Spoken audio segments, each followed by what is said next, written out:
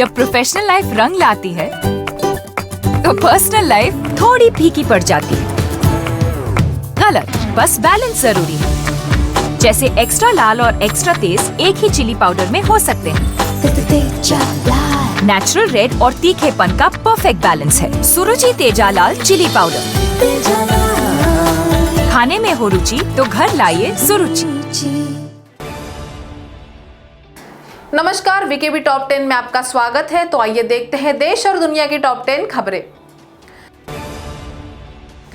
वित्त मंत्री निर्मला सीतारमण की अध्यक्षता में जीएसटी काउंसिल की 44वीं बैठक के बाद कोरोना वैक्सीन पर 5% जीएसटी दर को ही बरकरार रखने का फैसला किया गया है। बैठक के बाद प्रेस कॉन्फ्रेंस में वित्त मंत्री ने कहा कि जीएसटी काउंसिल ने ब्लैक फंगस की दवा को टैक्स फ्री करने को मंजूरी दी है। इसके अलावा जीएसटी काउंसिल ने रेमडेसिविर दवा पर जीएसटी 12% से घटाकर 5% करने के प्रस्ताव को मंजूर कर लिया है।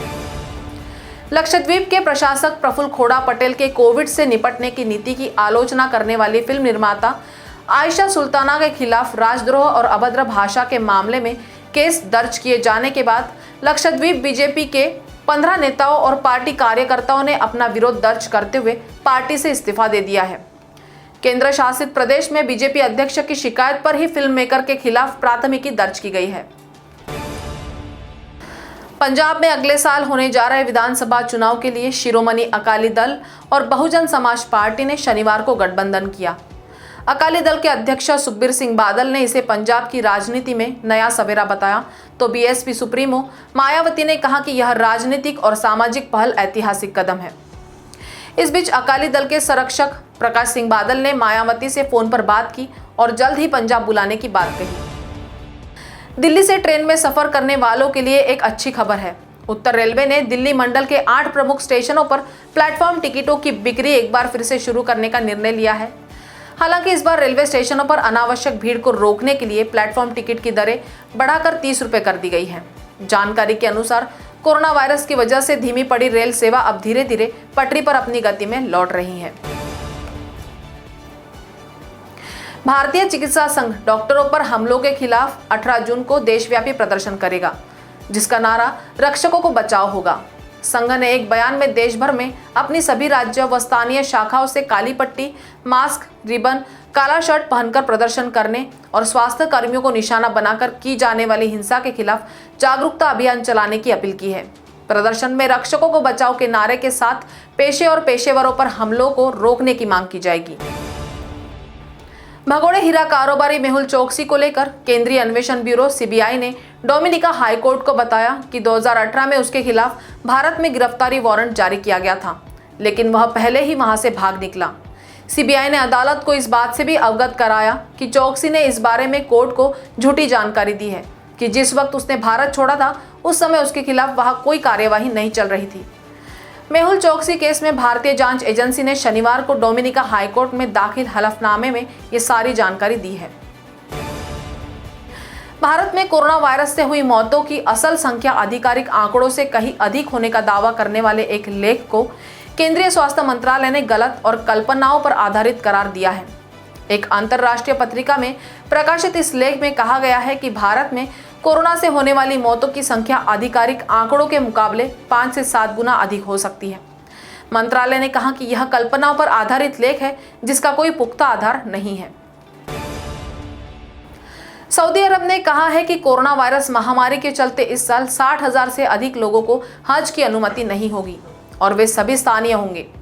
सरकार द्वारा संचालित सऊदी प्रेस एजेंसी पर हज एवं उमरा मंत्रालय का हवाला देते हुए एक बयान में यह घोषणा की गई है।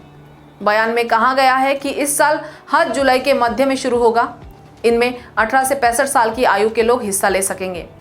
मंत्रालय ने कहा कि हज यात्रियों के लिए टीका लगवाना अनिवार्य है। चुनावी रणनीतिकार प्रशांत किशोर और राष्ट्रवादी कांग्रेस पार्टी के प्रमुख शरद पवार के बीच मुलाकात के एक दिन बाद शनिवार को पार्टी प्रवक्ता नवाब मलिक ने कहा कि 2024 लोकसभा चुनाव से पहले सत्तारूढ़ भाजपा के खिलाफ रुख रखने वाली पार्टियों के महागठबंधन की जरूरत है।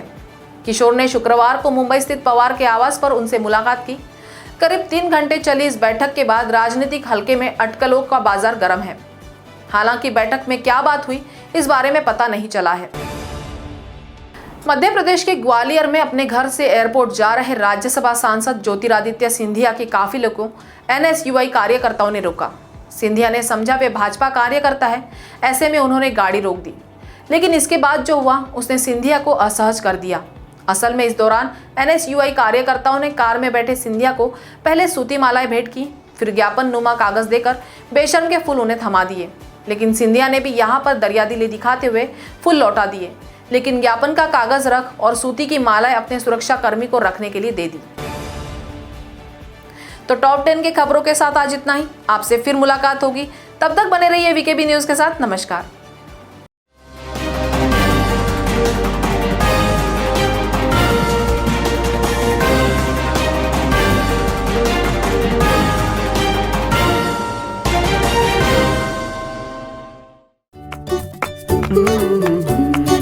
कहते हैं जब प्रोफेशनल लाइफ रंग लाती है तो पर्सनल लाइफ थोड़ी फीकी पड़ जाती है।